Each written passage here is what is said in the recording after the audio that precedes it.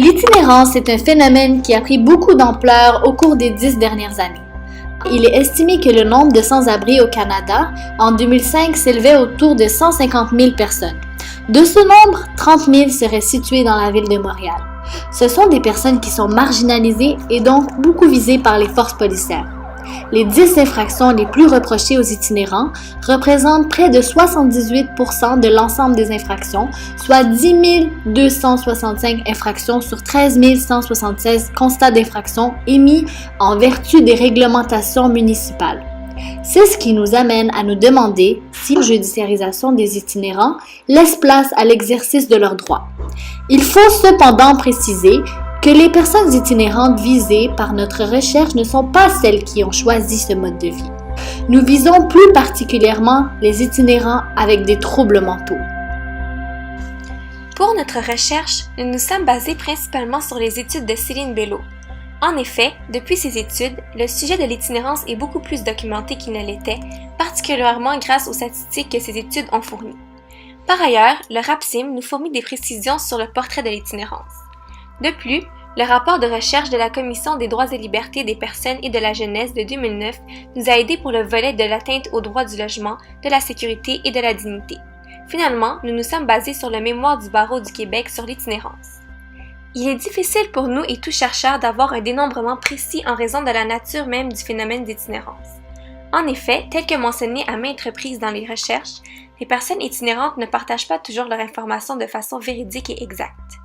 De plus, ce sont des personnes qui sont marginalisées de par la précarité de leur statut et de par leur déviation vis-à-vis de la société. Aussi, il existe sur le sujet une abondance de documentation et des statistiques dont le résultat diffère en raison des facteurs précédents. Notre recherche porte principalement sur les infractions au règlement municipal de la Ville de Montréal. De plus, nous nous sommes limités à l'itinérance chronique et non temporaire. L'itinérance chronique est la plus visible. Les personnes dans cette situation n'ont pas connu de logement depuis une longue période. De plus, nous nous intéressons sur les itinérants victimes de répression accrue de la part des forces policières. Ces personnes se caractérisent par un nombre important de constats, soit plus de 10 constats d'infraction par année. Les résultats de notre recherche nous ont permis de conclure que l'itinérance est devenue au cours de ces 10 dernières années non pas uniquement un mode de vie mais davantage un crime. La situation d'itinérance est perçue, dénoncée, contrôlée comme une situation de menace pour l'ordre public. C'est bien d'ailleurs pourquoi nous nous questionnions à savoir si l'itinérance était davantage brimée par sa dérangeosité que par sa dangerosité. Il est généralement reconnu que les itinérants font partie des personnes les plus démunies et les plus vulnérables de notre société. Ce classement a notamment pour effet d'imposer à chacun des membres de ce groupe l'image préjudiciable et stéréotypée que la société se fait des personnes itinérantes, soit celle de l'itinérant nuisible, agressif et dangereux. En ce sens, la judiciarisation des personnes itinérantes pour troubles à l'ordre public renforce alors ces préjugés. Les itinérants représentent une population vulnérable et diversifiée qui peine à faire valoir leurs droits, notamment à cause de la désorganisation des itinérants, soit la perte de toute carte d'identité affectant leur accès aux biens et services, dont notamment l'accès aux institutions hospitalières et financières. Aussi, il y a le fait que l'accès aux services juridiques est limité dû à la méconnaissance de ces services, à la difficulté de compréhension des termes juridiques et de leur méfiance face au système. Un autre obstacle juridique serait que les itinérants font l'objet, en raison notamment de leurs conditions sociales, de distinction et d'exclusion à certains services publics. Il y a aussi un problème d'accès à l'aide des organismes de solidarité sociale qui exercent à cet égard un pouvoir discrétionnaire. En pratique, les itinérants qui se voient imposer un constat d'infraction aux règlements municipaux ne bénéficient pas de l'aide juridique pour assurer leur défense puisqu'elles ne sont alors passibles que d'une amende. Ce n'est que des années plus tard, lorsqu'elles sont susceptibles d'être emprisonnées pour non-paiement d'amende, qu'elles peuvent bénéficier de l'aide juridique. Il est souvent beaucoup trop tard pour intervenir à ce moment-là. Lorsqu'un itinérant reçoit un constat, généralement il va soit l'ignorer, le jeter ou bien le perdre. Son dossier sera alors réputé prendre la voie du plaidoyer de non-culpabilité. Sans aucun avis, son dossier fait alors l'objet d'un jugement par défaut. Le dossier est ensuite rendu à l'étape d'exécution du jugement. Si tous les éléments constitutifs de l'infraction sont présents, les procureurs mènent le dossier devant la cour où les juges prononcent la culpabilité. Une fois le constat d'infraction émis, il n'existe malheureusement pas vraiment de pouvoir discrétionnaire. Bien que les juges se sentent concernés par la problématique des itinérants et essaient de trouver des aménagements et des solutions, le pouvoir des juges à l'égard de ces personnes vulnérables se limite seulement à celui qui leur est conféré. Contrairement aux juges, ce sont les forces policières qui ont ce pouvoir discrétionnaire d'épargner l'itinérant ou de lui émettre un constat. Divers droits fondamentaux sont brimés par la judiciarisation des personnes itinérantes. Entre autres, le droit au logement est en jeu. En effet, la précarité résidentielle et le manque de logements sociaux constituent un élément majeur des facteurs structurels de l'itinérance. D'ailleurs, le fait d'être judiciarisé peut entraver l'obtention de nouveaux logements.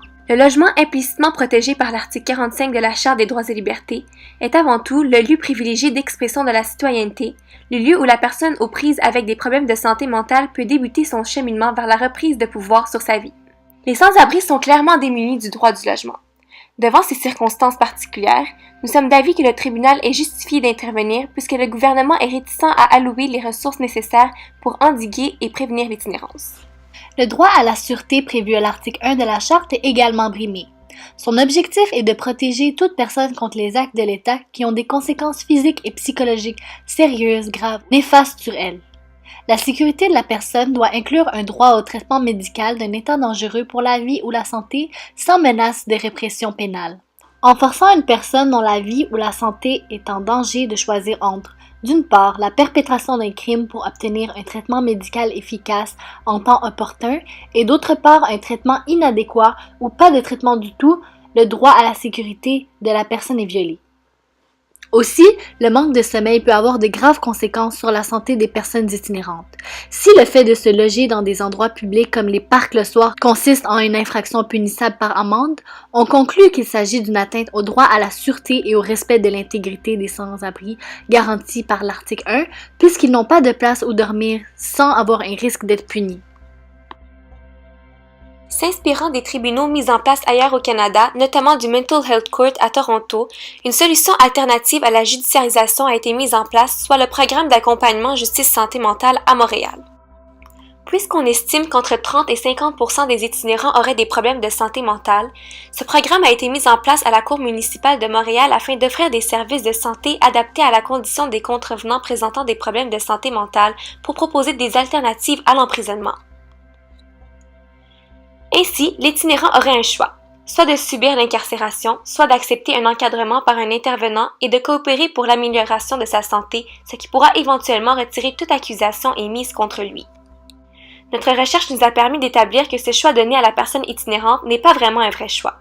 C'est-à-dire que si l'itinérant ne suit pas les interventions médicales, il retombera alors dans le tribunal régulier et va suivre le cours normal du processus judiciaire. L'itinérant doit consentir aux soins médicaux au risque de se retrouver en prison.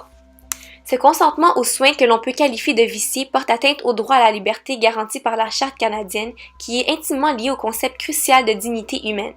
Ce dernier donnerait le droit de prendre des décisions personnelles fondamentales sans l'intervention de l'État. À la lumière de nos recherches, le droit à la dignité qui devrait conférer à l'individu une marge d'autonomie dans la prise de décision d'importance fondamentale pour sa personne n'est pas respecté lorsqu'on impose à l'itinérant un choix préconçu entre l'incarcération ou l'intervention médicale.